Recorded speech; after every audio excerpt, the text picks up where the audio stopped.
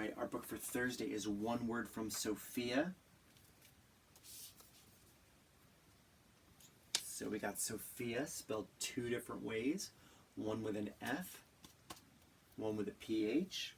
Still makes the same sound. Sophia, Sophia. For my kiddos practicing their words.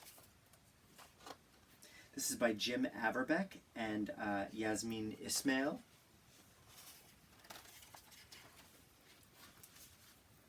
Sophia's birthday was coming up, and she had 5 things on her mind.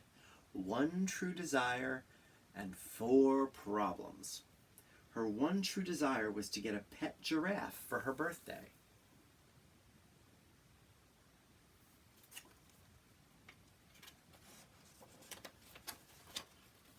The 4 problems were mother, who was a judge, father, who was a businessman, Uncle Conrad, who was a politician, and grandmama, who was very strict.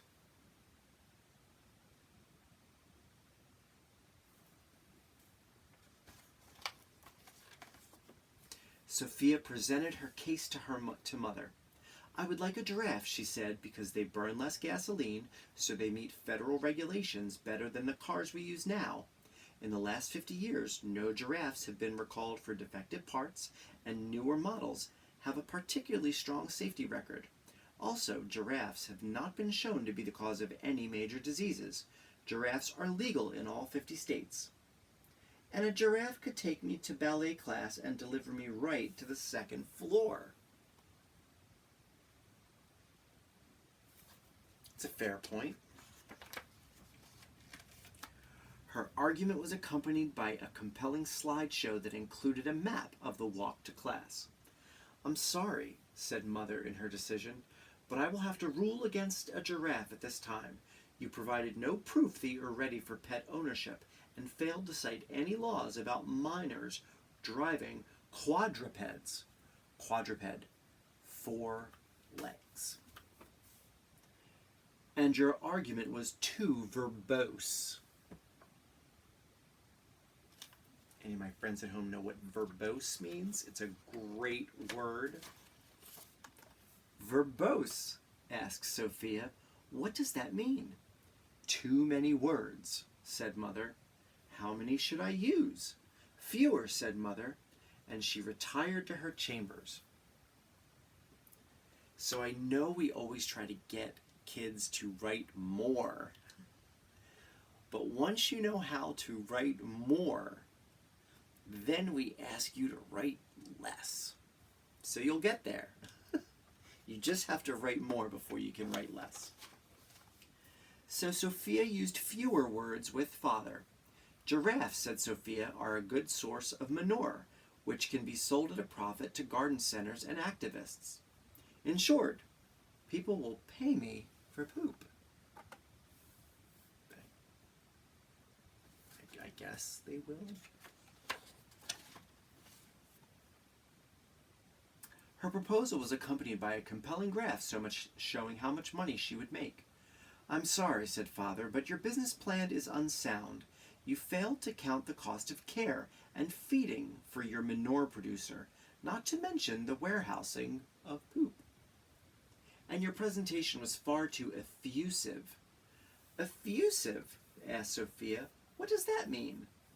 Too many words, said Father. So now we have 2 words that mean too many words. Verbose and effusive.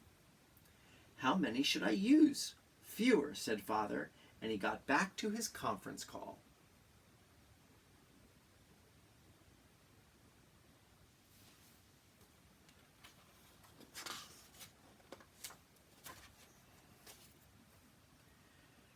Sophia polled the other members of the household.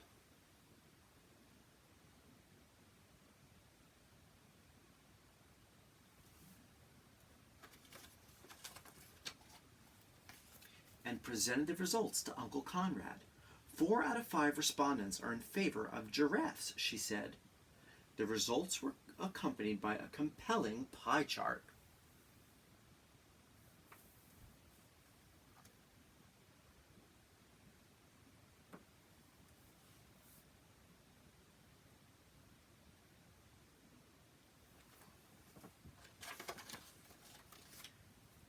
Sorry, said Uncle Conrad, but your results indicate that being in favor of giraffe ownership would cost me support from the Pony American community. And besides, your report was far too loquacious. Sophia didn't even need to ask. Loquacious is, I love the word loquacious. It means you talk too much, too many words. So we have verbose, effusive, and loquacious. Finally, she approached Grandmama. She accompanied her plea with a compelling foot rub.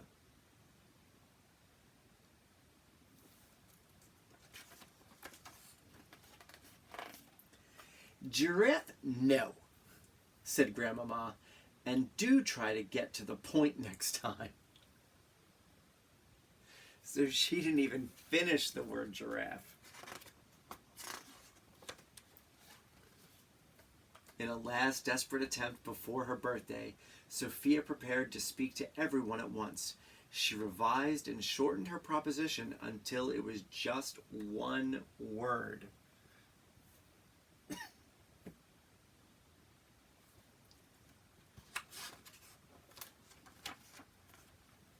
Please.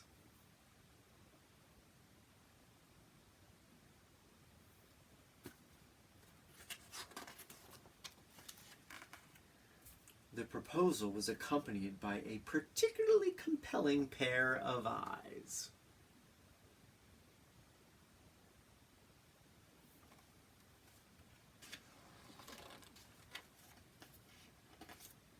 On her birthday, Sophia was delighted to find that short and sweet often brings results. One word really worked, she said.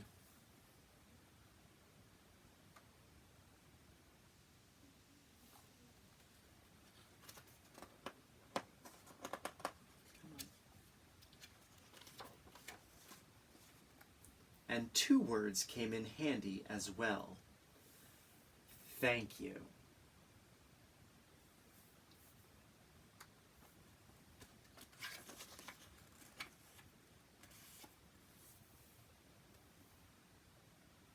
And I love at the end of this book has this glossary. Effusive, loquacious, verbose. Did you ever think there'd be so many words for using too many words? Nope. Hope you love this book.